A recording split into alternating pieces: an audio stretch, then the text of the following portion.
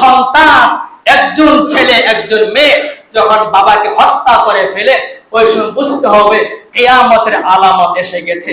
আপনারা অনেকেই দেখেছেন বা শুনেছেন যে কিছুদিনের আগেরও ঘটনা, সেই ঢাকা সাভারে একজন মেয়ে সে তার বাবাকে এরকম ছুরি আঘাত করে মেরে ফেলছে, হত্যা করেছে। এটা কি আপনারা কি জানেন না? সবাই কম বেশি যারা দেশের খবর আছে তারা সবাই জানে। এটা গত জুমার আগে, কিছুদিন আগে এটা ঘটনা। তদন্ত করে দেখা গেল এই মেয়ে সে কিভাবে তার বাবাকে হত্যা করেছে। তদন্তের মাধ্যমে দেখা গেছে অনেক কিছু।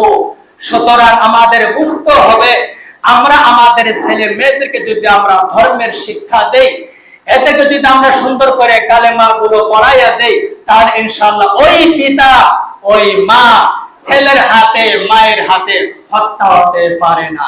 সুতরাং আমরা ছেলে মেয়েদেরকে ধর্মীয় শিক্ষা দিব, তাদেরকে সুন্দর শিক্ষা দিব। সেই ঢাকা সাভারের ঘটনা আমরা অনেকে শুনেছি এবং অনেকে শুনিও নাই। অনেক বড় ঘটনা, সেটা সংক্ষিপ্তভাবে বলছি, মাত্র 1 মিনিটে শেষ করছি। ওই পিতা মেয়েকে বলতো যে তুমি ভালো করে চলো।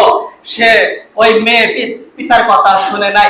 এক পর্যায়ে যখন দেখলো আমার বাবা আমাকে মন্দ কাজ করা থেকে বারণ করে, এজন্য পিতাকেই রাখবো না, পিতাকে মেরেই ফেলবো। শেষমেশ ওই মেয়ে তার পিতাকে হত্যা করে ফেললো। যে হাদিসটি বলেছিলাম, ওই হাদিসের শেষের দিকে একটা ব্যাখ্যা আসছে, একজন সন্তান, একজন মেয়ে, একজন ছেলে বাবাকে মাকে হত্যা করে কেন? এটার কারণ দুইটা বলছে। কয়টা কারণ বলেন?